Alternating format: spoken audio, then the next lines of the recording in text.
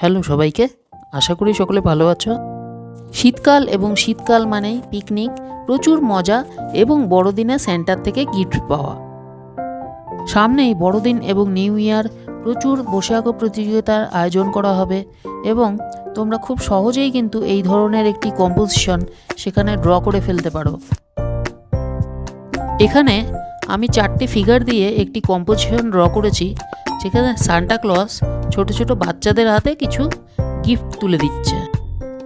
বাচ্চাদের জন্য খুব সুন্দর একটি সাবজেক্ট, যেহেতু কম্পিটিশনের সময় 1.5 ঘন্টার মধ্যে পুরো ছবি এঁকে রং করতে হয়, সেই জন্য কিন্তু তোমরা চেষ্টা করবে যতটা সম্ভব যতগুলো ফিগার দেবে, ফিগারগুলো যেন আইদার ব্যাক সাইড হয় অথবা সাইড ফেস হলে বেশি ভালো।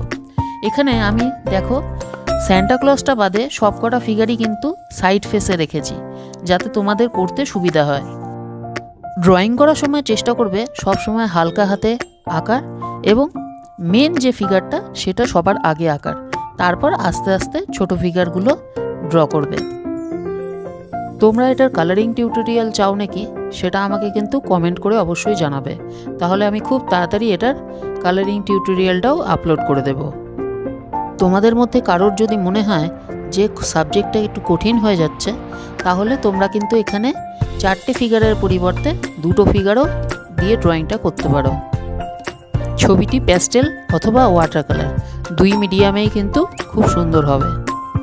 আমার ফিগারগুলো ড্রয়িং একদম কমপ্লিট, এবার জাস্ট ব্যাকগ্রাউন্ডটা সাজানো বাকি।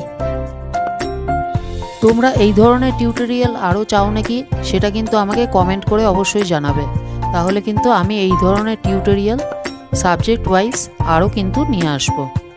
ভিডিওটি তোমাদের কেমন লাগলো অবশ্যই জানাবে এবং ভালো লাগলে অবশ্যই চ্যানেলটিকে সাবস্ক্রাইব করবে।